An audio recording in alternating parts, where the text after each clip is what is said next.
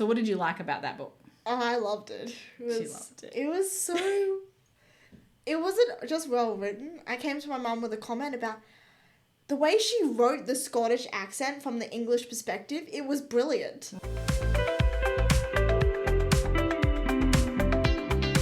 Hi folks, it's Helen Rosenzweig here, and we're doing finally another podcast. It has been a while, but Liana is here with me today, and we're going to try and do some more. I think that if we just, you'll have to forgive us if we just do them. We may not be set up perfectly for them. We may not be, totally made up or whatever, which is, she doesn't. But me, I tend to put on a little bit of makeup before recording, but I just happen to be dressed today. So I said, not that I'm not dressed. I just feel like I'm quite presentable today because we've been out this morning. So I said, let's do a video.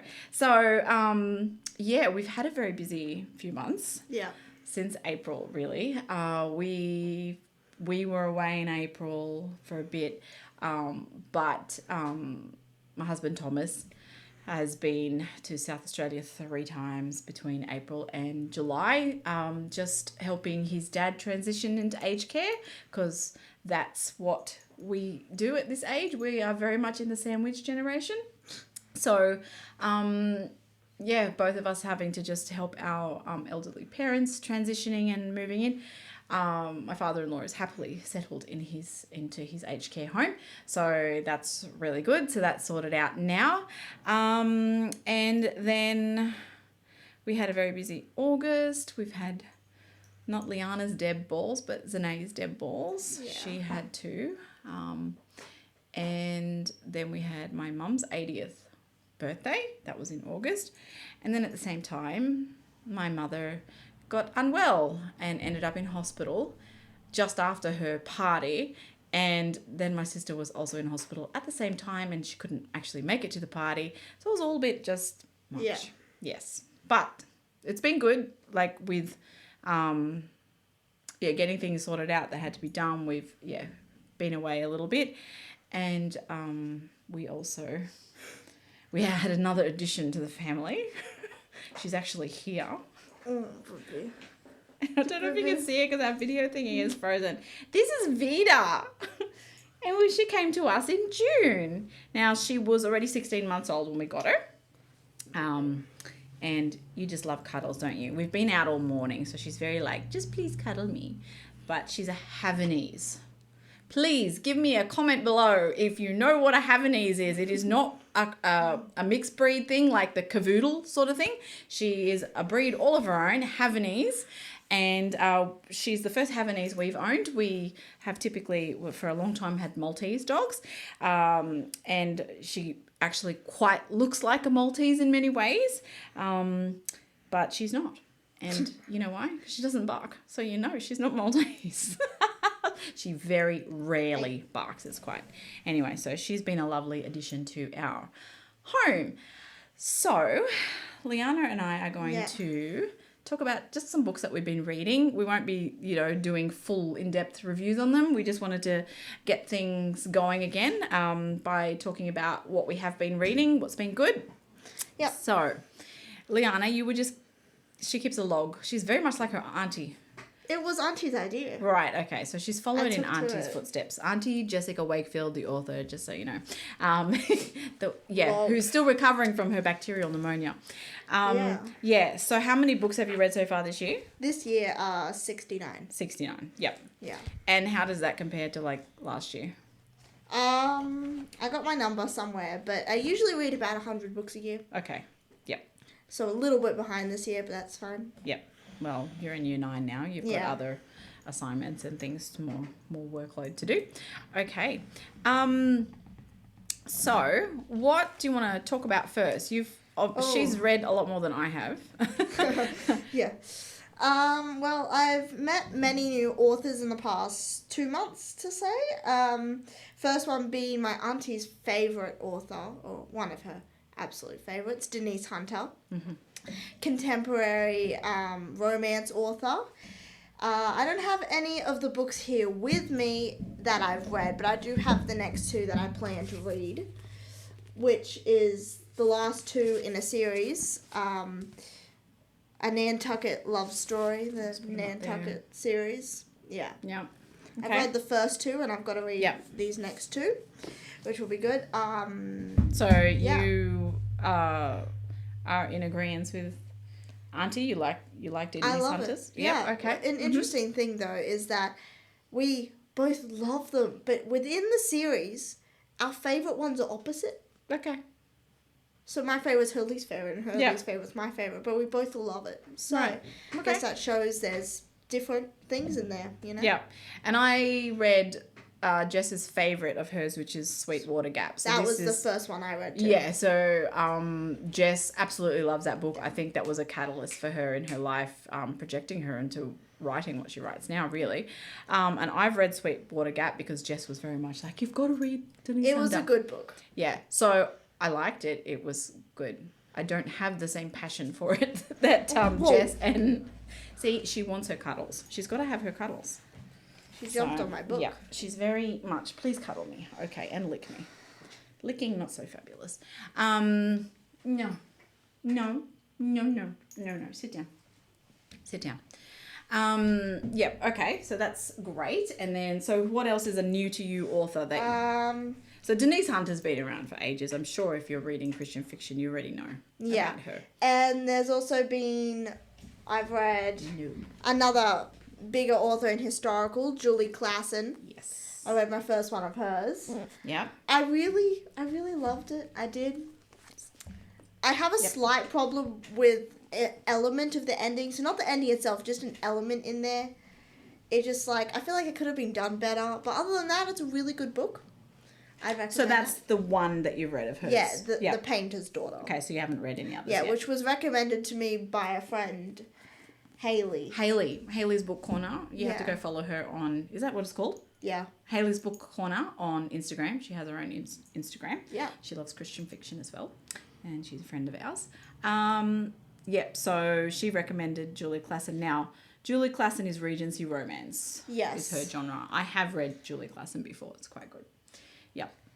Okay, and then... next, coming up, one of my mum's favourite authors now. Another historical, we have Laura France. I'm not just one of. She is my favourite author. I love Laura France's book. So this is The Rose and the Thistle. Yes. So you were finally ready. I said, do you want to read a Laura France now? And and you said, which one should I start with? What would I recommend? Which is hard. She has all the books. Yeah, because I think there's 16 books on. I don't know. Yeah, keep behind us. So it was really like, okay, which ones do I give her? I gave you 4 options, I think. Yeah. And you picked The Rose and the Thistle. Yeah, one of her later ones. But Yes. yeah, it spoke to me. Yeah. Yes? Yeah, it had my favourite word on the back in the blurb. Which is what? Volatile. Oh, she loves volatile. Yep. Yep. So where is this one set in? It's set in Scotland, hence the Thistle. He's a Scotland, I don't remember what his title is, Lord, I think he is. Yeah. And she's, the English Rose from She's England. a lady, isn't she? Yes. But the thing is, she's English. Yeah. Yeah. So, so Laura France typically sets in sort of Kentucky, Virginia area in America, but she does do Scotland as well. And even her characters in Kentucky or Virginia, quite often they're Scottish. So, yeah. So what did you like about that book? Oh, I loved it. She loved it. It was so... It wasn't just well written. I came to my mum with a comment about the way she wrote the Scottish accent from the English perspective. It was brilliant. Right, yeah. And the entire story, it was really sweet. Loved the guy. And it was a bit action-packed in a way, a bit suspenseful, but also just really nice. Nice, yes. Yes. Just nice. I always say it's like slipping into a nice warm bath when you read Laura France's book. You just kind of go and soak into it. So when I always pre-order her next book. Always pre-order. The one comes out every year. And I don't read it straight away. Yeah. I wait until A, I've got time, and B, when you just need a guaranteed good read where you've just, all right, it's, I'll get to a point where it's time for my Laura France book. I always like to have at least one of hers unread on my shelf, so I've got something. Yeah, I really did love that, The Rose and the Thistle. Yeah. And the good news is Laura France now also releases a novella once a year as well. So there is a novella following up. Yeah, I haven't read that yet. On that one. So, speaking of Laura France, I have read one lately, and this was the novella. This is A Fierce Devotion. This was a follow-up to The Seamstress of, I'm going to stuff this. Acadie. So I was really intrigued by that book when I don't know when I read it last year. That was one of my ones I was hanging on to, I think. Or early this year, whatever. That was excellent. And I love the fact that started in Canada, what is modern day Canada. I just loved it was a different sort of thing. And this was great as well, the follow-up to that one. So the novella's always got one of the side characters from the main book. So that's what's happening now with Laura France and novellas too. So we get one full-length novel and a novella every year, which is so exciting. Okay. So they were the new to you authors. You have done some rereading lately. Yeah, one of them being Sarah Sundin. Yeah. World War II author. I love her books. Yeah, she's fabulous. Yep. I reread her first series, Wings of Glory. Mm-hmm. Yep. Yep. Yeah, I'm not sure what else to say about that. That was out a while ago, that one. Yeah, it was her first series. Yeah. So it was a while ago now. One of the heroines in book 3, isn't she Helen? Yeah, she is Helen, actually. So, yeah. She doesn't marry a Thomas, though. Oh, well. Yep, Sarah Sundin's always great. And then what else have you been rereading? Checking the list. Other than that, latest being different. Quite different to what we usually talk about, the Left Behind series. Yeah. Jeremy Jenkins and Tim LaHaye. Yeah. So this series has been out a long time. So, and how many books are there? 12. The 12. 12 thick 400 and something page books. Yeah. So you read them first when you were 12, I think. I don't know, but it's the third time me reading it in 4 years. Okay. Yep, that's pretty. Yeah, that's good. Yeah, when I first, a friend had them and lent them to me. I think you were a baby, or I was still pregnant with you or something, and I just devoured them. Yeah. So you're back. What book are you up to now? 5. Number 5. Okay. Yep. Yeah. So that's what you've been rereading. So speaking of rereading, both of us have reread Melissa Tagg's Walker series books. You reread them a lot earlier and quicker than I did. Yeah, I'm not sure when. Yeah. Back in June, May. Yeah. So I finally finished. So if you don't know the Walker series, have we mentioned this before? No, we were talking about her other series before. Oh. Okay. The Muir Harbour ones. We've done a whole episode on that one. So this is older than the Muir Harbour series. So we have the Walker family. We've got 2 sisters and 2 brothers, right? Yeah. It's another family series, and we love family series. We love family series. We did do a video on the Christensen family, but it recorded really, really poorly, unfortunately. Yeah. Yeah, it was done as a live, and it wasn't good. But we kind of liken this to that because we love this series. Now, the thing is with Melissa Tagg is we were discussing this, weren't we, that we find her books really consistent. Yeah. Yeah. So it's actually hard to pick a favourite because they're consistently good. Yeah. Yeah. Yeah. Yeah, you don't have this, I hate this character, this, that sort of thing. I mean, you can hate a character and love the book anyway. But, because sometimes the character really isn't meant to be that lovable. No. So we've got From the Start is the first one, and this is the eldest daughter, Kate. Yeah. So these are set in Iowa. Small town. Is that how you say it? Yes. I thought it was Iowa. Wait, nope, I don't know. Okay, never mind. Iowa. I'm pretty sure. You can correct us. if we're wrong. Small town called Maple Valley. So we love small town series too. Yeah, That's always good. She's written quite a few in Maple Valley. Yes. One we're still waiting for. The last book. There's another series that we're waiting for the last book. And so some of those characters make cameos in here. So they're connected. And we love that too. So you've got From the Start, which is Kate. She's a writer. And the dude is Colton, who's an ex-NFL. So if you like your sporty guys. Now, what was number 2? You've got them in the wrong order, so... I know I do. Orange. This one, orange. Like never before. So this is Logan, right? The very eldest. The very eldest. And he's sort of the quiet, dependable, but he's a widow. Widower. Sorry. He's a widower. And and then it's Amelia. Yeah. What was she Amelia, doing? newspaper writer. Yeah. She's divorced. Yeah. Yeah. Yeah. So there's that one. Then the next brother, which is Beckett. Beckett, keep holding on. And this has Kit. Her childhood best friend. Yeah. I love So books. that's cool. Yeah. So he's been away a while, and so she, and they end up back in Maple Valley. That's where we meet the characters for the book we're waiting for. Yeah. That's where that comes in. And then the fourth one is the little sister, Reagan, and a dude named Bear. It's kind of funny. This is All This Time. So we were discussing what's our favorite book. I've just hit the print screen button. Boy, I hope that.